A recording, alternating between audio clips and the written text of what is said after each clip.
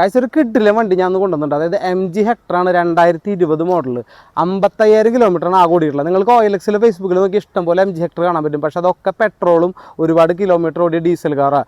ഡീസലിൽ തന്നെ, അതായത് ഇപ്പോൾ ഒരുപാട് ബ്രാൻഡുകളൊക്കെ ഡീസൽ അവസാനിപ്പിച്ചു. അപ്പോൾ ഡീസലിൽ തന്നെ വളരെ ലോ കിലോമീറ്ററും ഓണർഷിപ്പ് കുറവിലും അത്രയും പക്ക, അതായത് ഒരു തരി റീപ്ലേസ്മെൻറ്റോ റീപെയിൻറ്റോ ആക്സിഡൻസോ ഇല്ലാത്തൊരു വണ്ടി അന്വേഷിച്ച് നടക്കുന്നവർക്ക് അങ്ങനെ ഒരു വണ്ടി കിട്ടാൻ ബുദ്ധിമുട്ടായിരിക്കും. സോ ആ ഒരു വണ്ടി MG ഹെക്ടർ ആണ് ഞാൻ ഇന്ന് വീഡിയോയിൽ നിങ്ങൾക്ക് പരിചയപ്പെടുത്താൻ പോകുന്നത്. ഇപ്പോൾ 2020 ആണ് ഇതിൻ്റെ മോഡൽ. 55,000 കിലോമീറ്റർ മാത്രം ഓടിയിട്ടുള്ളൂ. അതായത് നമ്മളിത് കിലോമീറ്റർ തിരിക്കുക കാര്യങ്ങളൊന്നുമല്ല, കാരണം ഇതിൻ്റെ ജെനുവിൻ ആയിട്ടുള്ള കമ്പനി സർവീസ് ഹിസ്റ്ററി നിങ്ങൾ കൃത്യമായിട്ട് തരാൻ പറ്റും. പിന്നെ ഒരു പോയിന്റ് പോലും ഇതിന് റീപ്ലേസ്മെൻറ്റോ റീപെയിൻറ്റോ ഇല്ല. കാരണം എന്താണെന്നുണ്ടെങ്കിൽ ഈ വണ്ടിയുടെ ഓണർ ജസ്റ്റ് Car24 കൊണ്ട് ഇത് ചെക്ക് ചെയ്യിപ്പിച്ചപ്പോൾ കറക്റ്റ് കാര്യങ്ങൾ അവർ പറഞ്ഞ് ഓൾമോസ്റ്റ് 99% വണ്ടി പക്കയാണെന്നുള്ളത് അവരുടെ കയ്യിൽ നിന്നുള്ള റിപ്പോർട്ട് നമുക്ക് കിട്ടിയിട്ടുണ്ട്. പിന്നെ കമ്പനി സർവീസുള്ള വണ്ടീനെ പറ്റി നമ്മൾ പേടിക്കേണ്ട കാര്യമില്ല. അപ്പോൾ തൃശ്ശൂരിൽ തന്നെ KL 63 എന്ന് പറഞ്ഞ രജിസ്ട്രേഷനിലാണ് കിടക്കണേ. പിന്നെ ടയർ കണ്ടീഷൻ എന്ന് പറഞ്ഞു കഴിഞ്ഞാൽ ഓൾമോസ്റ്റ് ഒരു 50% മേലെ ടയർ ബട്ടൺ ഉണ്ട്.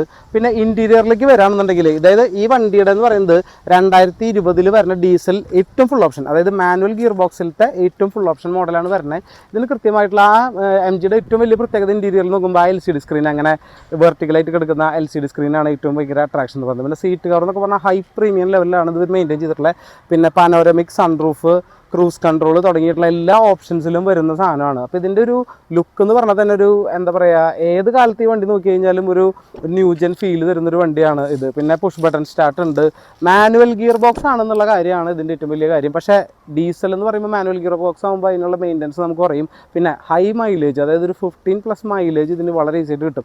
ഇതിൻ്റെ പെട്രോൾ വണ്ടി ഒരുപാട് ഉണ്ട് കേട്ടോ. പെട്രോൾ വണ്ടീനെ സംബന്ധിച്ചിടത്തോളം ഒന്നും മൈലേജ് ഈ പറഞ്ഞ പോലെ 9-10 ആവും മൈലേജ് കിട്ടുക. പക്ഷേ സ്ലോ റണ്ണിങ് ആണെങ്കിൽ കുഴപ്പമില്ല. പക്ഷേ ഇതുപോലെ ഒരു ബിസിനസ് പർപ്പസിന് ഉപയോഗിക്കുകയാണെങ്കിൽ ഈ വണ്ടി വളരെ പക്കയാണ്. പിന്നെ ഇതിൻ്റെ പെയിൻറ്റിങ് അതാണ് എടുത്ത് പറയേണ്ടത്. ഒരു തരി റീപ്ലേസ്മെൻറ്റോ ഒരു കമ്പനി അല്ലാതെ വേറൊരു പുറമൊരു സ്ഥലത്ത് ഈ വണ്ടി 5 കൊല്ലമായിട്ട് ടച്ച് ചെയ്തിട്ടില്ല എന്നർത്ഥം.